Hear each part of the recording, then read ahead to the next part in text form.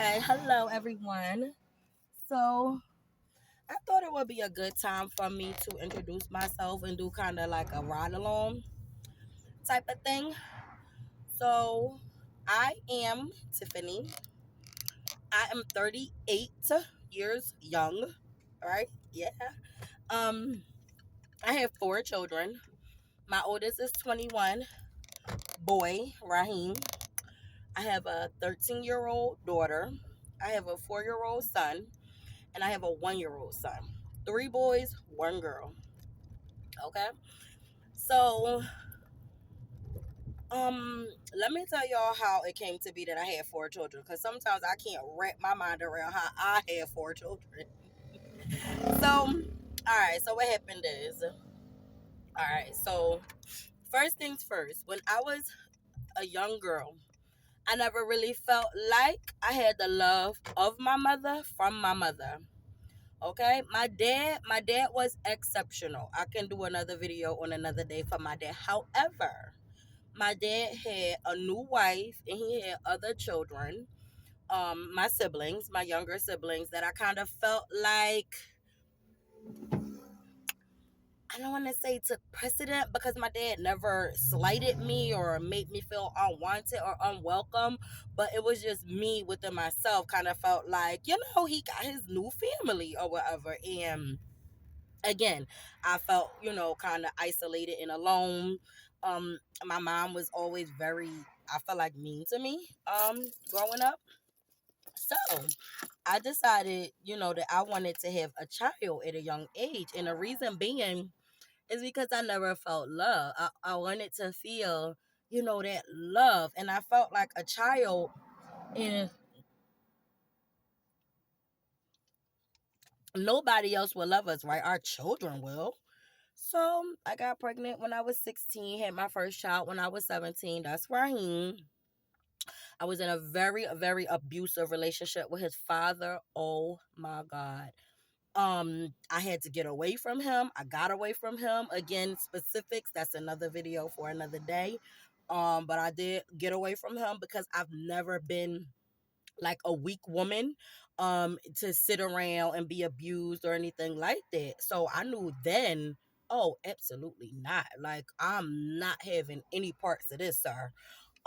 First of all, I'm not going to lay down like a dog and allow nobody to put their hands on me. I will fight back.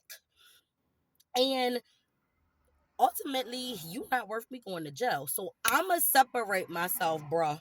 And so that's what I did. All right, so I had him, and then I wasn't going to have any more children. It's so weird because I always wanted a girl, though, but my first child ended up being a boy. So for those two reasons, wait, I didn't say the second reason. So I always wanted a girl, one, and then two, I kind of started feeling like, what if something happens to me? When we had siblings are all each other have, if something were to happen to the parent or whatsoever may be the case. So I was like, I don't want to, die or whatever. And my child is left in this world essentially alone. I want him to at least have a sibling. So for that reason, and because I always wanted a girl, right? I was like, all right, I'll have another child, kind of like that. So the guy that I was dating, okay, let me go back. Remember, I told y'all that I decided to leave my abusive relationship with my oldest son's father. And this was when my son was like one. And then I met another guy maybe about 6 months later, which ultimately ended up being my daughter's father. So her and I were together, I'm sorry, him and I were together for about 8 years. My son was 8, when I decided to have another child, which was my daughter Nira. All right, boom. So I got the two, right? All right, cool. I got my boy, I got my girl. Good. So then I get married. Fast forward, what, another 8 years, I think. And I get married. And who doesn't want to have a child within their marriage, right? I'm married. This is bona fide. This is you know, a union that God is up above, looking down, smiling and happy. Who doesn't want to have a child within that? Let me think. All right, so I had an next son. That's my now 4-year-old Kingston. Boom. Donovan now. Donovan, that's the 1-year-old. That's the only one. Pop. Here I go. Hello. Welcome to the world kind of thing. So, I mean, maybe it's that. And my husband and I had separated for a good while, maybe a good year and a half. And we kind of we when we got back together, that's kind of how Donovan pop. So nonetheless, now I got 4 kids, right? Oh my God, who would ever think that I would go from 1 to 4? Who would ever think? But that's what God had in His plan for me, and I love my children. Bod, like the air I breathe. Okay, excuse me. I have terrible allergies. All right. So yep. So here we go. That's my story. That's my 4 children. So, anyways, as I mentioned, I do have a husband, a lovely, wonderful husband, and his name is Dwayne, aka Marky. Oh, I also love Bod. He's a great, excellent, wonderful man. A great, excellent, wonderful father. Honestly, I could not ask for a better man. Um, in life, I really couldn't. All right. What else I want to say? So, I got a lot of like little quirks about me. I'm a very opinionated woman. I'm a super, super, super opinionated about every little thing and I honestly don't understand how some people aren't opinionated, because I feel like as long as you have a brain, you should have an opinion about anything, everything. You understand? That's my opinion. That's my opinion, right? Boop. Opinion. So, anyways, yep. So that's my little introduction. I'm very to myself to a certain extent. Like, I want to be invited, but I'm not gonna come. Right? I'm that type of person because honestly, I don't like to leave the comfort of my home and go sit in other people's home where I could otherwise feel uncomfortable. I can be very shy. I can be extremely shy. And like I said, I'm 38 years old, and I would think that by now, I would get out of that, but it's still a part of me. Meaning, if I go to, say my cousin's house and she's having a get together, and she'll be like, Tiffany, you want to get some food? Go ahead, go get some. And I'll be like, no, I'm not hungry. Stomach just a growling, rumble. But that's me. I'm going to be like, no, thank you. And I don't know why. It's just, I'm just shy like that. I don't really talk around people I don't know. So a lot of times people perceive me in a wrong way, like I'm mean or I'm standoffish, or I even heard a lot of times I'm stuck up, I'm conceited, I'm this, I'm that, and I'm none of the above. Right? I'm the coolest person you could ever meet. I'm the most understanding person one could ever meet. However, I'm shy.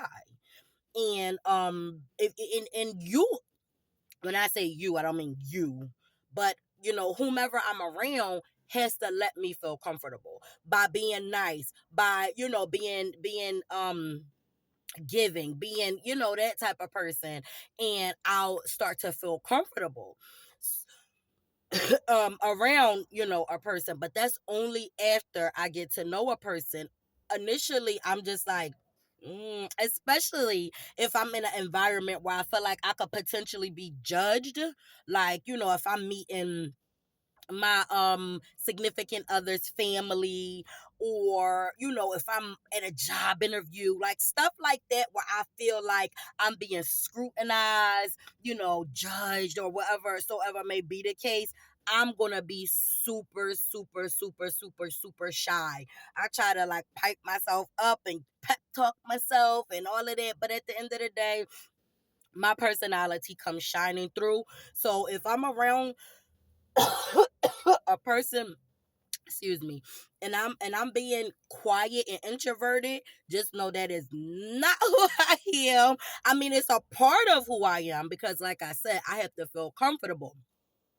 But me by default, I'm very outgoing. I'm not by default, but me once I get to know you, once I feel like you're safe, once I feel like, you know what I mean, you're a good, genuine person. You're not here to judge me and persecute me and, and try to let me feel bad or anything like that. Once I know you're a good person, you have a good heart, I'm gonna be myself.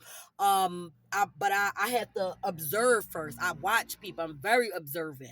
I listen to people when I don't know them. Like case in point, if you talk to somebody and you just meeting that person, and the very first conversation, excuse me, maybe second, they are talking negative and talking bad about everybody. Them people you gotta be careful for, because guess what? If they knew whosoever for 3 years, 4 years, 5 years, 12 years, a lifetime, and they can talk negative and bad about them to you, who they don't know from Adam from Paul, what you think they're gonna do to you? Those type of people, I'm very careful. I'm very cautious. I'm gonna be quiet. I'm gonna be, because I don't, and it's so funny because it's like I don't care about when people have something negative to say about me per se, especially when I know you're just a negative person. You know what I mean? Especially when I know you're making up stuff about me, or like I said, wrongly accusing me of stuff. Like they have this saying and it goes, I have this saying that I say, and it goes, you could call me anything you want, but I only answer to my name, right? Because people always got something to say. That's why I love Bob Marley so much. Bob Marley say they got so much things to say right now. That's people. People always got something to say. And I'm gonna tell you something about people. You see, hurt people, right? And I'm gonna give y'all a minute to decipher that. Hurt people, hurt people. Yeah, when you're upset within yourself and you don't feel good within yourself and you don't feel happy within yourself, you will always find something bad, negative, mean, evil, unkind, to say about the next person, because really you're projecting your own feelings and your own insecurities onto others. And that is what hurt people do.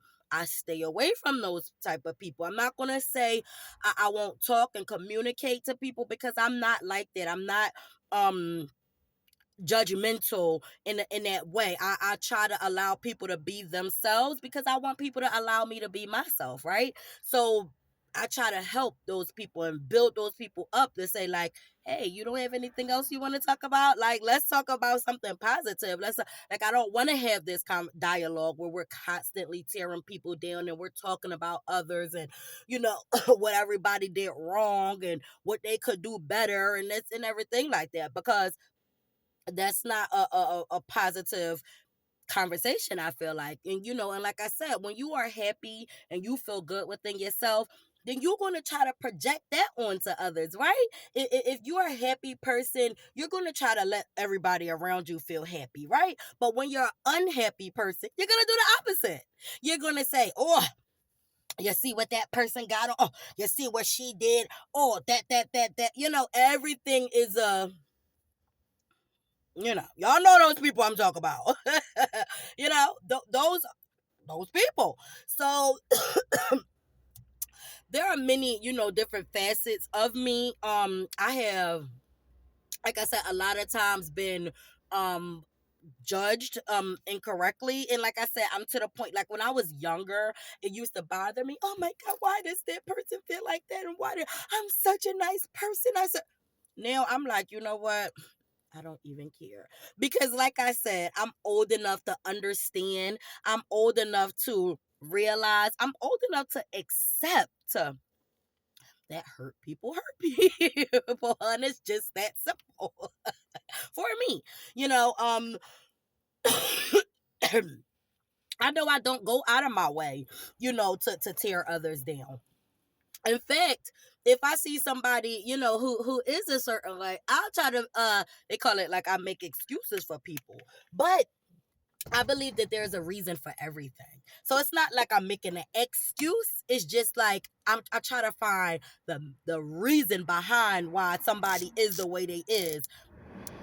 and the reason behind why somebody conducts themselves the way they conduct themselves. And these people who I'm talking about, who go out of their way to be negative and, try to make people feel bad about themselves and everything like that. If you go digging and if you look in their closet, you'll see their life is well miserable. You'll see they're upset. They don't like the way they look physically. They probably, maybe look one way at one time and then gain a lot of weight. Or, maybe their hair used to be long, now their hair fell out. Maybe they used to have a lot of men call to them, then they go out a road, nobody call. Whatever, it's something that person is dealing with internally, again, that they are trying to project onto others. So, we just got to take that for what it is. So yeah, that's just a little bit about myself. I need to get started. I need to start working. So I'm gonna wrap this up until next time. Yeah, I hope y'all enjoyed it. Anything you want to know, you could direct message me or comment below, and I can share anything else you want to know. The takeaway from this is to just be a positive person. Try not to judge others. Try not to make people feel bad about who they are. Even if you dislike the way a person acts or something like that, everybody is God's child, right? And we want to try to make everybody feel comfortable in their skin or whatsoever may be the case. So just try to be a positive person. Try to be a good person. Don't try, just do it. Be a good person. Always see the good in others. That's something I always hear about myself. Like, excuse me. I have the ability to see good in others. It's like this gift that I have, because like I said, a lot of times I take time to get to know a person and where they're coming from, what they've been through, what they've been exposed to, the people that they have around them, the influences that they have, and things of that nature, because that can really shape who you are. If you have a mother who is always talking bad about somebody and always causing trouble and causing mix up and causing mischief, then you might grow up to be that type of person. Might. Because you can also say, look at the way my mother behaves, look at the way my mother acts. I'm going to make sure I never be that way when I get older. I'm going to make sure that I'm fair to people. I'm going to make sure that I don't, malice people and I have a bad mind and a dirty heart and a dirty spirit. You could say that too, but a lot of times people just mimic what they see or whatsoever may be the case. So I will try to understand the full picture and the full dynamic of why somebody is the way they is. And instead of just shunning that person or ostracizing that person or trying to make that person feel bad about who they are, me personally, I would try to talk to that person, take them under my wing, and try to teach them not a better way, but a different way, a more positive way of looking at things, of looking at people, and of going about where our everyday in life. One other thing I want to say is I don't like a lot of times people will tell you like, okay, let's say for instance, if I'm saying, well, this person did this to me and this person did that to me and this person did that to me, and when I sit back and I think, what did I ever do to that person? I can't think of one thing I ever did to that person. So they'll be like, oh, well, they just don't like you. And I'm like, and like why do people get so caught up in liking somebody, disliking somebody, especially when they don't know that person on a personal level, right? You do not know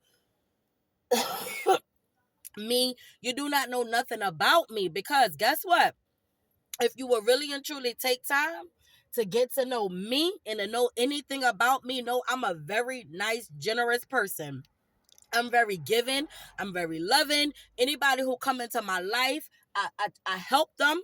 I do. I help them. They can say, if it wasn't for Tiffany, I wouldn't have this. And I'm not saying this to brag. I'm saying this just to let people understand my heart, my gentle, my genuine giving nature. that God gave me. It's a gift. I'm happy for it. I'm thankful for it. Some people are takers. They only want to see what they can get from people. They want to take. I'm a giver.